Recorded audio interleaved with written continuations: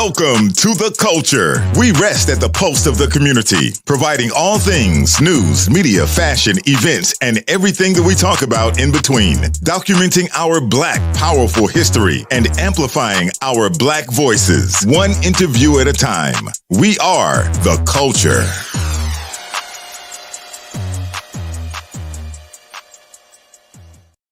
All righty. Welcome back. Welcome back. Welcome back. Woo! It's been a whirlwind. You know, it's only Tuesday, and here we are. Yes. Let me tell you, it's a lot going on. And for those of you who are watching us on X, YouTube, LinkedIn, Instagram, Facebook, wherever you are, drop your comments in the chat and we will take that and talk about it. We're here for you. We're here for you to unpack all of what has been going. The title for this show is Thanks, Joe. Thanks, Joe. But I do want to start off in chronological order. So last week, Trump, I got this written down because it's so much. Yeah, that part. So Trump has a rally, and then there is an attempted assassination attempt. Yeah. And everybody is going crazy. Was it true? Is it a conspiracy? Did he really get hit? Did the bullet fly off of a speaker? You know, what are all of the dynamics for that? Then we come out of that. We go into the Republican National Convention. You have people with the ear bandages on. Everybody is raving about the marketing genius on the Republicans' part. People are, dismissing the Democrats because the Republicans are on a high. Then, during the RNC, President Biden announces that he has been diagnosed with COVID-19. So, as fate would have it, you see all of the Democrats long face, sad, oh my gosh, they have all of these things going on for the RNC. The Republicans are on a high, and our president has COVID, can't even talk. And before that, remember, Biden had to cancel any type of appearances that he was about to do out of respect for the attempted assassination. Right. I skipped that part. So that's Wednesday. Republicans come out of a high in Milwaukee. The RNC is done. They are on a high. And then we're at Sunday. We're at Sunday now, just a few days ago. The president releases a letter on social media stating that he will no longer seek re-election. Right. And I'm not going to go any further than that. Let's just put a pin right there. Yeah. I mean, and for a lot of folks, I don't want to dismiss kind of where all this stems from, because it's only been a few weeks. A lot of this came out of the debate performance where folks were saying, what's going on with President Biden, a lot of concerns around his abilities, questions around his age. You also had all the conversation bubbling up around Project 2025. For folks who believe in the culture, Taraji brings it up during the BET Awards, and it starts trending online, especially in Black Twitter world, right, around this thing. And then you get the assassination attempts, the RNC, and kind of where we are. So a lot of folks, like, before they can really digest any one of those things, it feels like something else major happened. Because it did. Yeah. So it's a lot. I've seen a lot of, the internet brings me joy and sorrow at the same time. At the same damn time. the one that got me was a lot of millennials saying, we've lived through way too many life-changing events. Another one said, all this unprecedented, bring back more precedented. We need more precedent. More precedented. Yeah. Yeah. I tell you, I don't want to get too ahead of myself, but I feel like right now I am reliving COVID because I'm doing a hell of a lot of Zoom action. And wait, let's get into that in a second. So let's come back. The letter is released. What were you doing the moment you found out? So it's funny. Normally, I got my phone in my hand and I'm strolling. I was actually at a diner having late brunch breakfast, minding my business, not looking at any TV, just enjoying some corned beef hash and grits, minding my business. Yeah. Yeah. And I get a text from a friend with just 2 words, Biden's out. And I was like, what? I said, and so my first reaction was, is this confirmed? What are you talking about? So I start immediately going to Google searches.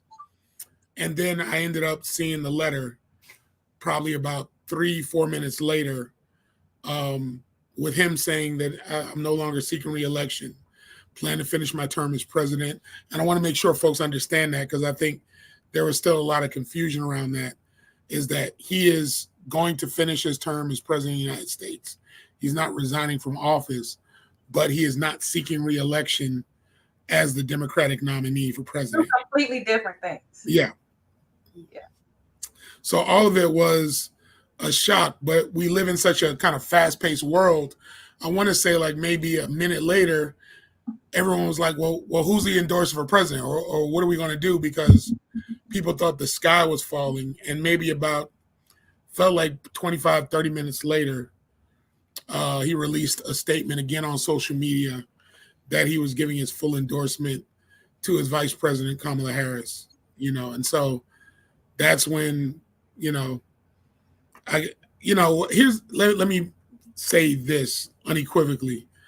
I love Black women. And this is, and I mean that broadly, but specifically the level of intention and organization that Black women bring to any space, but especially this moment, because I only believe that Black women, and, not to diss anybody else, but I only believe Black women could have organized the way they organized in such a short span of time. And yeah, to see just that just was reminiscent. And just this past weekend also was celebrate my mom's birthday. So it just reminded me of something she would do. Right. Yes. Let's make a few phone calls. Let's get this thing organized, because it was like I said, it's Tuesday. This happened Sunday afternoon. Right. We are literally, 48 hours removed, from what happened, or 72 hours. And so much has happened in that short span of time. And again, got to give credit where credit's due.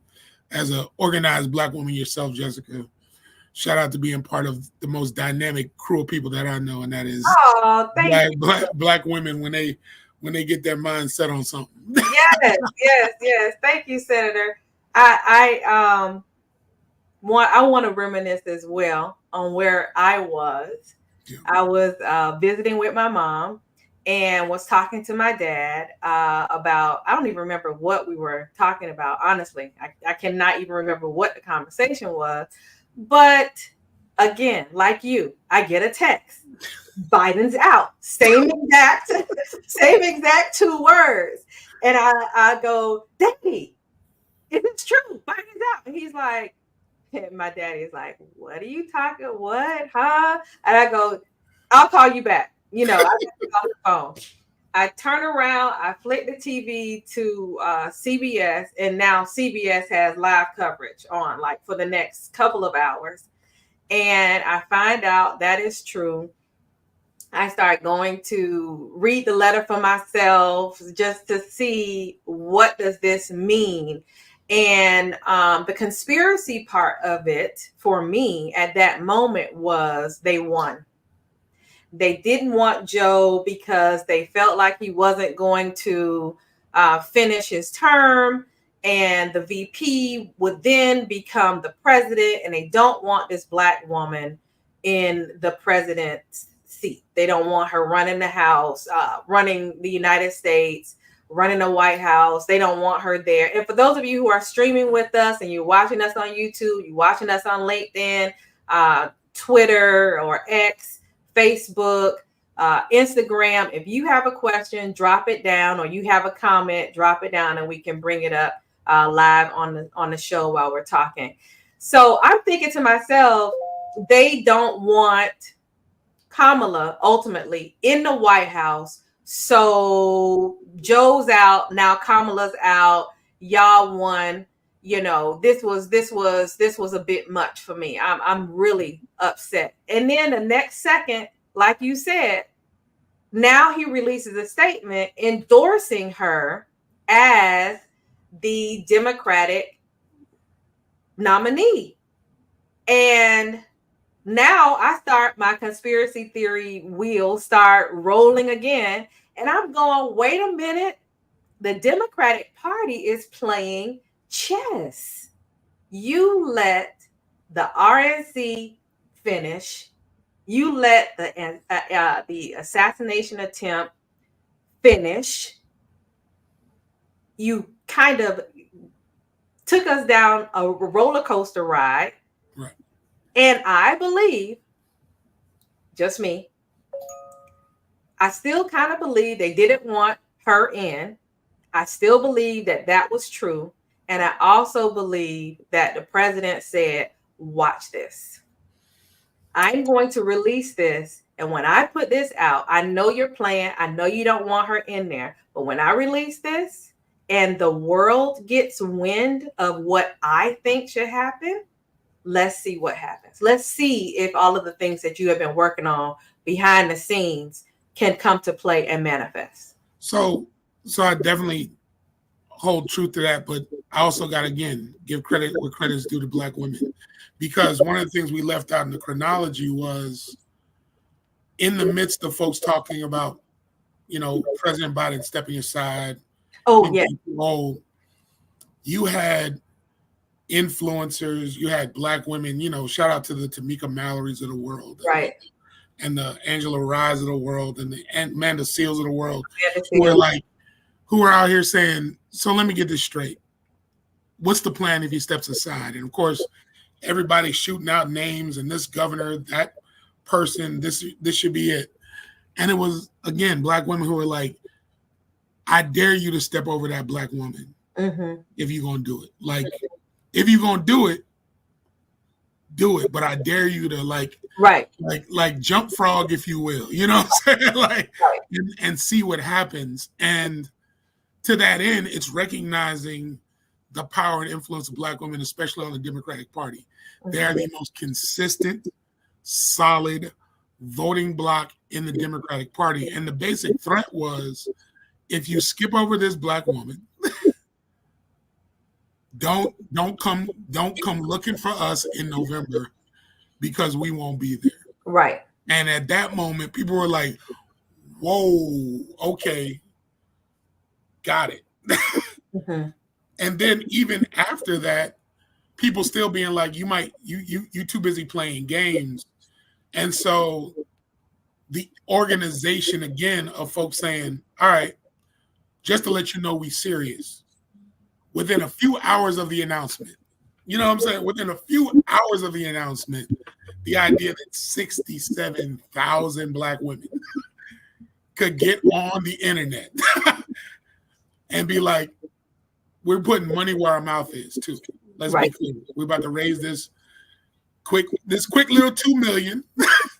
Let you know that we about our business. And so that is, like I said, nothing like it in the world. When the wheels get to churning and the sisters get behind it, when I tell you unstoppable. Can you imagine what Kamala is feeling right now with that sort of support? But one moment. We're halfway through the show. I don't know where the time is going, but let's take a break and we'll be right back. The August 20th primary election. It's your voice and your vote, so make it count. Request your vote by mail ballot before August 8th. Easily track and confirm your vote online. Take action at miamidade.gov/elections or call 311. Hey, don't forget those August 20th elections too. Those are important. Yes, that part. So he's announced. And what were your immediate thoughts when that announcement came? It was all right. This here's what it is, and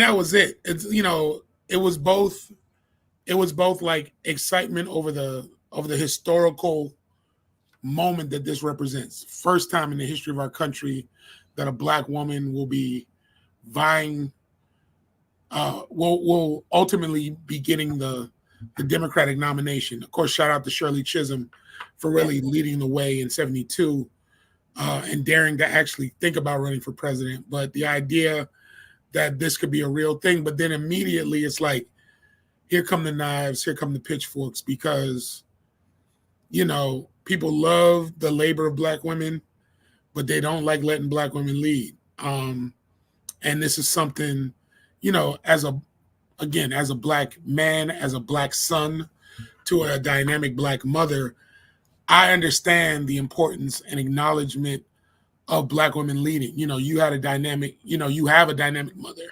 and you yourself are dynamic in your own right. But I don't think the rest of the world fully appreciates the leadership of Black women, that it's always been there. But there's a skepticism, unfortunately, around what that could be or what that means. And let me tell the rest of the world, if you're Black, white, or everything in between, when you put trust in Black women, generally speaking, you're going to come out all right. Like, I don't recall a scenario that I've ever been in where a Black woman was like, trust me on this one, and it didn't turn out well. So you reminded me of a social media post, a young lady who I believe it was on TikTok, and she was talking about the AKAs and the force that Vice President Harris has behind her now as a presidential candidate for the White House to be our 47th president. It's 47, right? Yep. 47? Yeah, 47th president. And then her first comment, or the one that has the most traction to it, appeared to me first. And it was someone saying, well, Trump is in the race and no white woman is going to vote for her. Not sure that the AKA vote is enough to get her in the White House, because you have the missing part of the support by white women who are going to ultimately vote for Trump to support their husband, mate, etc. Right. White woman after white woman after white woman after white woman. Not this white woman. Not this white woman. This white woman will go through broken glass to vote for her. And when I read that, it gave me chills, because I said, this is really not just the opportunity to support a Black woman. This is beyond her being Black, beyond her being an AKA, beyond her graduating from an HBCU, shouting out Howard University, all of the cultural things that define us. This is a credentialed and qualified woman who has experience and is actually just the most experienced out of the two who are running and seeking office. So that in that moment, I was able to step outside of my fondness for her to appreciate some of the things that she's been able to do for other women, and just for humanity, period, for humanity. Staying on the Black woman side, though, out that night, Sunday night, I can't tell you how many text messages I got to join us for Win with Black Women, who actually our agency was able to do their watch parties here in Miami for Supreme Justice Ketanji in 2021, I believe it was, for her hearings and confirmation, etc. So when I got the text message, I'm going, well, this isn't their first rodeo. Win with Black women has been foot on the ground for, I believe they said, 4 years, and has been championing behind the scenes many initiatives across the nation. So when I got the text, I believe it said 8:30. I tried to log in at 8 because I already knew what the groundswell was feeling like. If I got that text message that many times from different people who I don't necessarily communicate with on a daily basis or weekly basis, I knew that I probably needed to try to get in before they reached capacity. 1,000 capacity has already been reached. It's not even 8, it's a little after 8 o'clock. So now I'm going in my different chats, I'm going, it's to capacity, I don't know. Someone else texted me back, said, try again. They increased the capacity. They increased it to 3,000. So I'm going, oh, okay, let me go. Let me try this time. Went in to capacity. Can't get in. So now I'm going, wow. Okay, here we go again. I'm going to just keep trying because, if somebody comes out of Zoom, you can get their spot. So I tried that for a while, did not work. Someone else sent me a text to get in on a Clubhouse. So now I've sent the Clubhouse link out to all of my friends, and we're listening on Clubhouse. One person talking over another person, it's a club. Right. I'm in the club. Trying to listen to the Zoom. This is not working. But as my sister would say, the ADD in me made me kind of still want to. She just left. She left the chat. She was like, there's no way I can't even grasp what they're saying because I can't get beyond the additional chatter. As that happened, Jasmine Crockett was on. I got another text message that said they opened it up. They just completely opened up Zoom to the public. Now you can come in. There's more than enough space for you to come in. When I got in at that time, it was 17,000. And that probably was maybe in the 9 o'clock hour.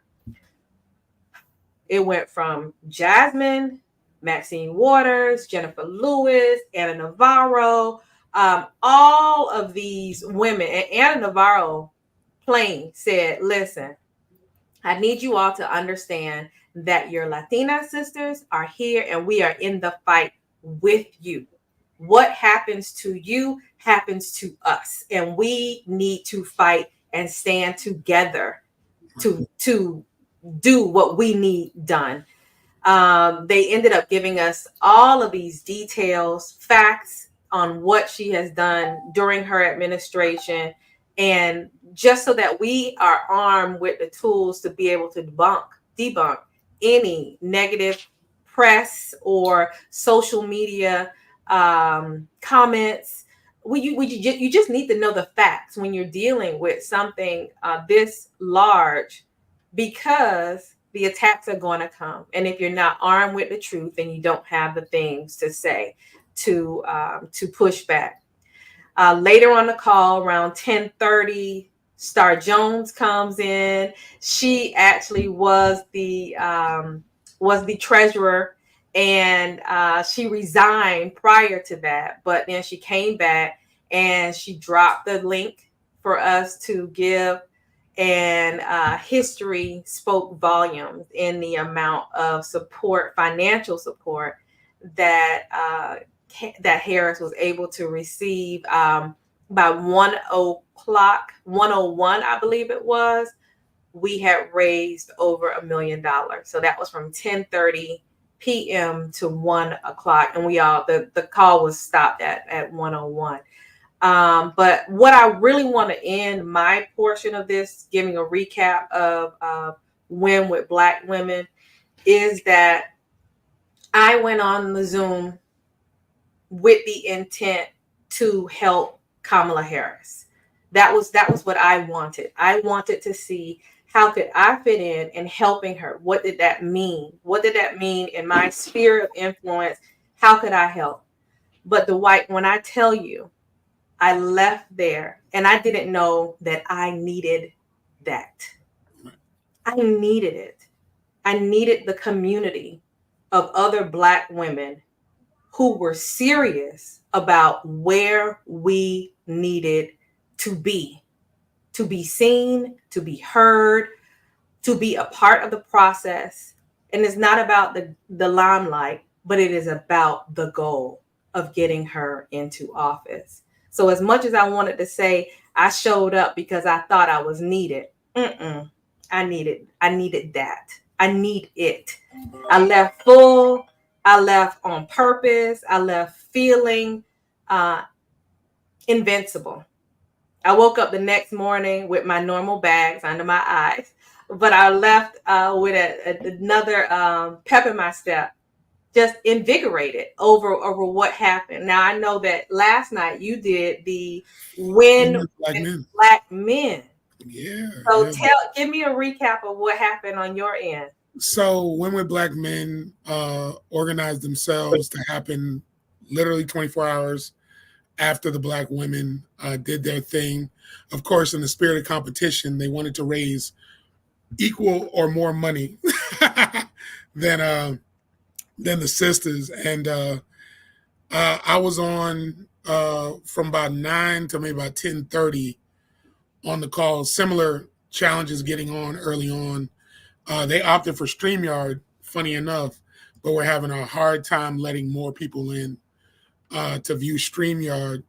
But by the time I got off that call, and their call ended at midnight, but I was on during the time period that I was on, they had already gotten to 1.5 million. And it was, again, hosted by Roland Martin. He's kind of emceeing all the kind of different folks, prominent politicians, 100 Black Men, Divine Nine organizations, you kind of name it, kind of the who's who of folks saying the same thing, that like, bros, we can't get left behind. B, we got to support our sisters, right? Like in the collective, like take VP Harris out of it.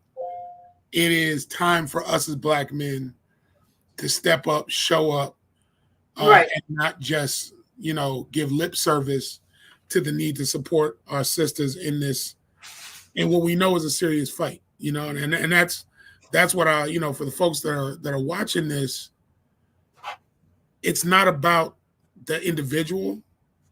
It's really about the moment and about the collective and kind of what this means.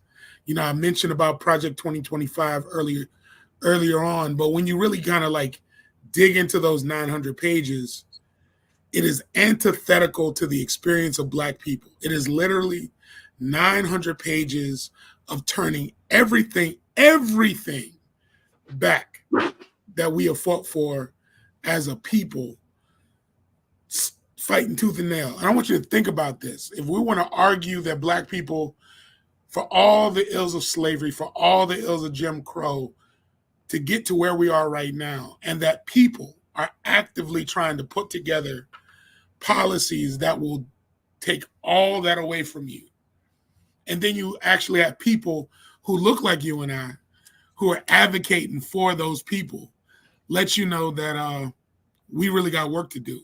Because you're going to have folks over the next several weeks talking about how she's not Black or how she's not this, or talking about her credentials, talking about who she messed with back in, all the things that have been used to tear down women, but especially Black women over our time on this earth, are going to be used.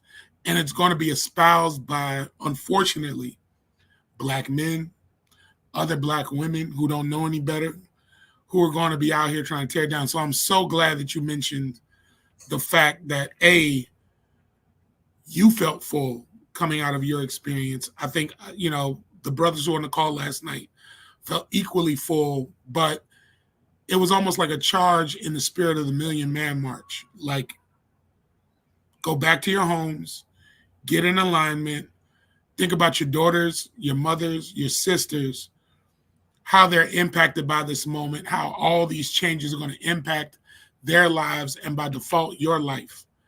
and act accordingly, right? And get out there and let's do the work. And so this is a moment. This is a synergy. I think it's, to a degree, it's bigger than the Obama moment of 08. Because I think in the Obama moment of 08, it was, can we do this thing? But there's a legitimate attack on us that is happening in real time. Right. And I know a lot of people are like, well, that's hyperbole. And, there are people out here who, for some reason or another, are out here advocating for Donald Trump. My thing is, like, let the actions speak. Forget the words. Because for all the black men that were out here trying to kiss the ring, trying to be his vice president, surprise, surprise, he picked a white man like he did the last time, right? So what you doing, Tim Scott? What are you doing, Candace Owens? What are you doing in this moment where there's an actual somebody who's definitively depicting themselves as a representation of who you are, while you're actively out here advocating for somebody who's not only espousing rhetoric, not only supporting things that are antithetical to who you are, but you're going to get out here loud and proud in the face of another black woman and try to tear her down? You got to look yourself in the mirror over the next 4 months and ask yourself a question about who you really are. Right. Because if you feel as though, quote unquote, your Americanness trumps your identity, even though they know you're black, then you're going to find out the hard way for selling folks out the way you've been selling folks out. Now, you brought up Project 2025, but the reality of it is the things that they have in there, they've already begun. 100%. In Florida, Tennessee, Texas, like they've already implemented those things. And it's like some of the things are just mind-boggling when you think about it. And people are just like, well, is it made up? No, listen, they put it out there. This isn't me telling you. This is the Heritage Foundation saying, here's what we want. We want to make sure that we reinstitute the draft, but only for public school kids, not private school kids, right? Like that's how deep it goes, right? We want to make sure you know about how we're trying to destroy the environment, and advocate for those things. We want to tell you how we're basically trying to steal from you directly and take the things that you fought for. And so, and when people sit here and be like, well, Trump didn't endorse it. Okay, well, 140 of his former employees are working on the project. So, well, he doesn't know about it. It's like what he claims to know or doesn't know is none of my business. The idea that there are people who feel that his election is their green light to implement these things should be your concern, right? Mm-hmm. And so we're literally in a fight for our collective lives.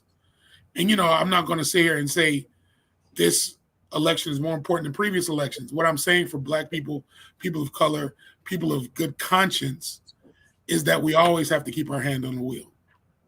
Absolutely. We don't have the ability to take time off like everything's okay. Because it's never been okay for us, right? And so we have to constantly fight, constantly advocate for ourselves, and constantly do the work. And so that's why, listen, I am so inspired in this moment in seeing, again, the organization of people so quickly, but I also want to make it crystal clear. It is not about just one individual.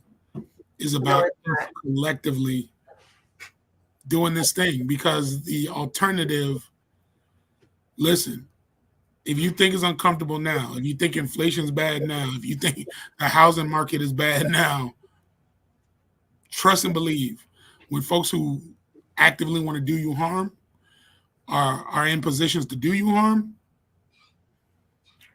the gloves are off at that point. Right. And the spirit right now, I mean, we talked about Project 2025. We talked in this show about Trump. But the reality of it is, since Sunday, the rhetoric and the demise of democracy hasn't really been within my sphere. It has been, how do we continue to push Harris financially, and from a community standpoint into back or staying in, right. in the White House. How do we continue to make sure that she has the roadmap for success? And I knew that there was an energy behind this campaign that I had not seen in a while, because it was not the concern about who she's running against. It became strategy, movement, next play. This is what we're doing. This is what we have to do. And honestly, I really kind of forgot about him for a while. And a lot of people did. I think, and you as a media person, you appreciate this because I think you named it early on, right? Was he was flying high. You know, there were a lot of people who were like, you know, getting comfortable with the idea of him being the person, and the removal of President Biden from the nomination and the inclusion of VP Harris for the nomination has shifted that narrative considerably. So it's equally linked, right? It's this idea of taking somebody who feeds off of negative and positive media and making him irrelevant for the last couple of days. You know, you're not talking about him. He's not the main topic, and I'm sure that's driving him nuts. It is. You know, and God forbid a woman, let alone a woman of color, like being the thing. I'm sure he's doing a Google search on himself right now and realizing he's not that dude. And that's, you know, somebody go check on him, you know, because on your strong friend. You know what I'm saying? He's freaking out. I'm sure he's calling Fox News every hour on the hour, like, please put me on. So do you think he will debate her in September? He's already said he doesn't want to do it. You know, like, you got to understand, this is how crazy it is. Talking about the chronology, right after the Harris announcement, the Republican Party said they're trying to sue the Democrats because they're saying you can't switch people like that, because they were so accustomed to attacking Joe Biden and harping on the age and harping on all those things. And they were using that as rocket fuel. Now you're talking about not only somebody who's younger, right? So you can't, and that's the crazy part about it. Trump at 78 was over here trying to make the argument that he was the young man in the race against the 81-year-old, right? Which is crazy, but that was the dominant narrative. And now it's like, okay, what you got? Right. She's better educated than you. She's been a litigator, so she can run rings around you, you know, from a presentation standpoint. And so he's been pushing, to your earlier question, there had been set a September debate between Biden and Trump that Trump has now pulled out of. You know, right before Sunday, he was saying it should be on Fox News. It should be on my grounds. But as of the announcement of VP Harris, he's like, I don't want to do it. Mm-hmm. Count me out. Get somebody else to do it. Get somebody else to do it. So here we are. Last night, where's my notes? Well, as of right now, the Harris campaign has raised $100 million.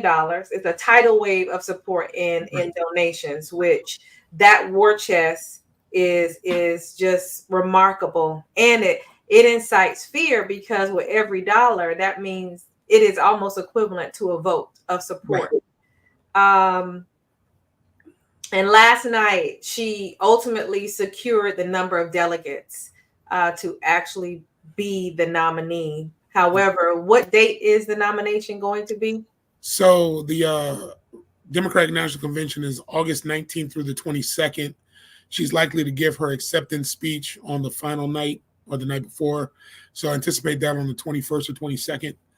I'm sure there'll be a number of watch parties hosted by your esteemed organization and so many others, because that, again, will be another historical moment, right, similar to what we experienced when President Obama accepted the nomination in 2008. And so I look forward to the excitement around it. I mean, you know, just from a sentimental standpoint, I remember hosting a watch night party when Obama got elected. I remember Sister sitting next to me who called her teenage son in that moment, tears on her face, telling her son that he could do anything.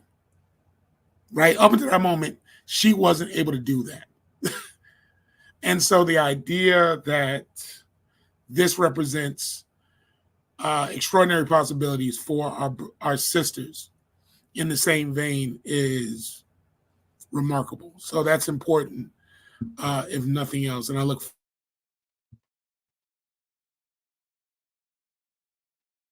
Oh, looks like we have a glitch with the senator. Are you coming back? Okay, there you go. Yeah, I don't know. To it. Don't know what happened there, but the man trying to hold you down, man. That's it. I was doing too much. Well, we know that this conversation is going to continue. We're going to keep having